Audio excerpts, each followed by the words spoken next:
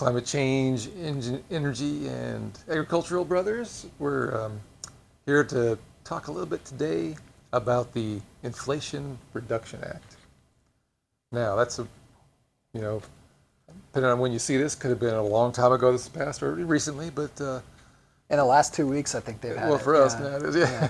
But who knows when anybody will see this? But the Inflation Reduction Act came about from a long iteration of bills that they were trying to push through and for infrastructure and things like that. But at the last minute, and there was a lot of it had to do with climate change, and that's why we're talking about it. But the last minute, right before they were going to pass it, they changed it to the Inflation Reduction Act, and I think that was just a ruse. But it's really they didn't, because they took a lot of infrastructure out of it, and so they couldn't call that anymore. And calling it just a climate change bill maybe isn't, when everybody's, suffering from inflation. So they decided to call it the Inflation Reduction Act, right? So, but it does have a lot to do with climate change and carbon emission reduction.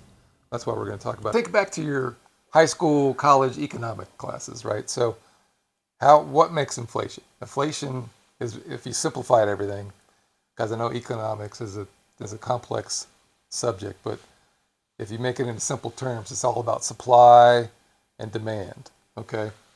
So when you have a lot of supply, more than the demand is, inflation goes down, prices go down, okay? If you don't have enough supply, but there's a lot of demand for things, then prices go up, right? So Yeah. this isn't really addressing the supply chain problems that we're having or the extra money that has been spent by the government. There's lots and lots of money out there just in, I think in the last 18 months, $4 trillion of government spending, right? So that's the excess. So now there's a lot of demand for people to buy stuff because now they have money coming in, extra money here and there from special programs that the government's doing, like just what happened to the $300 billion for school loan reduction, things, and so there's extra money there. They were spending a lot of money. There's excess money out there. The government's printing money, but they're not addressing supply chain. So, for instance, let's talk about chips, the computer chips. That is at an all-time low right now. There's a shortage of computer chips. Okay, microprocessors, and the things that go into just about everything: your appliances, refrigerators, computers, your cars, cell phones. Okay, they're at a shortage. That's why a lot of things are going up, because those are at a shortage, low supply, big demand, because there's a lot of money out there. And what does that mean? That means inflation goes up. The Chips and Science Act may actually help. They're incentivizing, supposedly, with this act. It has nothing to do with the Inflation Reduction Act, but it's a separate one that was passed near the same time, which is Chip and Science Act. And it's going to incentivize companies to increase their production in the U.S. of computer chips, microprocessors. Okay, and that will increase the supply, overall world supply, and especially in America, the supply of computer chips, which means that as the supply goes up, inflation will go down. So that might help right there. That is a good thing, but I think people think that was part of the Inflation Reduction Act, and it was this whole separate bill. But let's take a step back. All right, what does the Inflation Reduction Act actually entail? All right. Well, you have certain expenses, which are the climate change and the healthcare expenses, and then you have revenue earning parts to it. Like you have a corporate tax and they're going to squeeze all those corporations. Yeah. Okay. Yeah, the IRS revenue building parts to it. And so the 80,000 whatever plus IRS agents, right? Yeah, IRS agents. Okay, so what you're saying is that there's two parts to it. They're spending money, billions of dollars, to help climate change and other things, but then they're recouping money too, right? Mm-hmm. And you're saying, corporate tax, or taxing the corporations, not another corporate tax, but there's a minimum corporate tax, right, that they're charging for businesses. I think 15% at a minimum or something.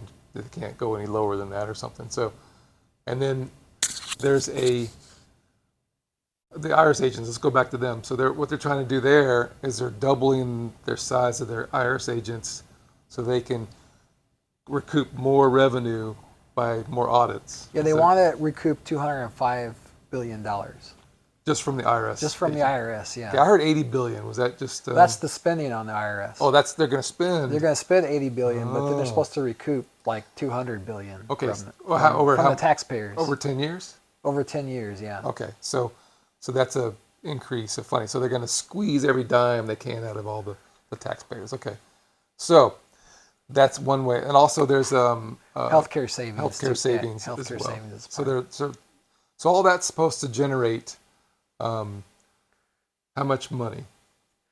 That's supposed to generate 790 billion of revenue. And so, like I said, 322 is from healthcare savings. 326 billion is from the minimum corporate tax that they're going to put on companies that make over $1 billion. So you have to make over $1 billion, and you get and then they charge 15% minimum tax. And then you have a net of 124 billion from the IRS enforcement tax. So that's like after they they generate 200 billion, and then they spend 80 billion, so that you get 120 billion Right. from that. Yeah, so and then there's also the methane reduction fee, which is another tax, Right, which is so, going to right, generate that's- money. So that's 18 billion too. But the bill, this Inflation Reduction Act, does expend money towards helping the environment in a sense for climate change, for reducing carbon emissions, right? So there's some expenditures that the bill has, not just recouping money, but expenditures for, and most of it's going to go towards climate change stuff, right? Yeah, so there's going to be around 386 billion of money that's going to be expenditures for the climate change part of it, and most of those are going to be tax credits in the form of production tax credits or investment tax credits for clean energy. Yeah. So they get like a 30% tax credit, like 40% of that's produced in the United States. Right. Yeah, that's good. And then also a production tax credit. So you get those credits that are part of it. You get a credit for buying an electric vehicle. Right. It's like $7,500 per vehicle. Okay. But they also have a credit if the materials are obtained from the right countries or here within the United States, then you get another credit for that too. Right. So that's to incentivize the electric vehicle production. So it covers, like a used car, you can get a used electric vehicle and you get a $4,000 credit, or if you get a heavy duty vehicle, it's $10,000. So now the climate bill is going to help reduce carbon dioxide emissions. It's supposed to reduce it by 1 billion tons per year by 2030. And so if you take that as a percentage of the whole world, that's like 3% for the world emissions. And so they estimate this will be a 40% reduction in greenhouse gases compared to 2005. For the U.S. For the U.S., yeah. But the world is 3%.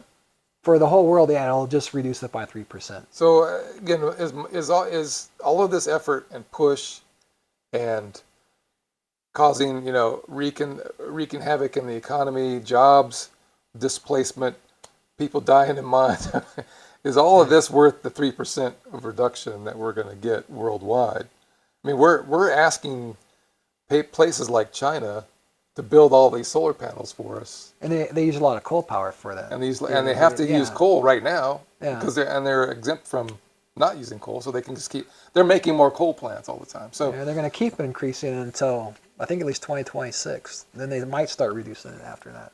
So I mean, but this bill adds a little bit of a good thing, that we're trying to make more solar power in our country, in the United States. However, we still don't get those materials from here, so it's not something that we can totally control.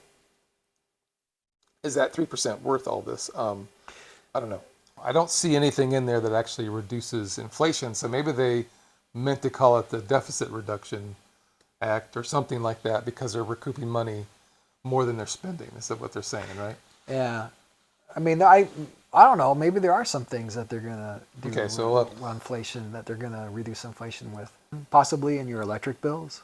Like if they're able to displace a lot of the fossil fuel industry and reduce the prices of the, electricity bills. I mean, that's possible. It's possible that would save, and that would reduce, expenditures, which then again means overall inflation, because it helps it. I don't know if that's enough to make inflation go down, though. Well, maybe we'll see. Time will tell, I guess. Well, it might reduce the amount it costs to make a solar panel or the solar panels available that we have. Yeah, but how many people are buying solar panels? The common man. They're all going to go into the electric grid, though. Well, that's true, but then how much? But I don't think they have the cost up front. So, like, for instance, if people want to put solar panels on their roofs, and we got a lot of them out here, right? They're all over the place. It costs them. They have to. It takes them 20 years to pay that off. Okay, so that's a lot of money up front. It's a lot of upfront money. So maybe in the long term, that may reduce. But they get that. a tax credit for Oh, doing that. then that The means homeowner okay. does, and the electric companies do. They do, but that again, because We'll talk about that later. Oh yeah, well, I was trying to get solar Okay. panels on my house, Yeah. but yeah, they get a rebate, but that doesn't. It still takes you the lifetime, 15 to 20 years to pay that off. Is what I'm saying. So it's a really expensive upfront cost, unless they can drive. But if they drive down the cost of solar panels, maybe that'll help, like you're saying. So I think in some small sectors, it may reduce inflation, but it's not. But for 90% of what goods and services people want, it's not going to help that. I was going to tell you too that they have the carbon sequestration part of it, the 45Q tax credit, and so that might reduce the cost that we pay for oil because they're going to sequester all that carbon dioxide and they get a tax credit for it, and a lot of that goes underneath the ground and produces more oil, that carbon dioxide. Right. So that may lessen the cost of oil that we pay.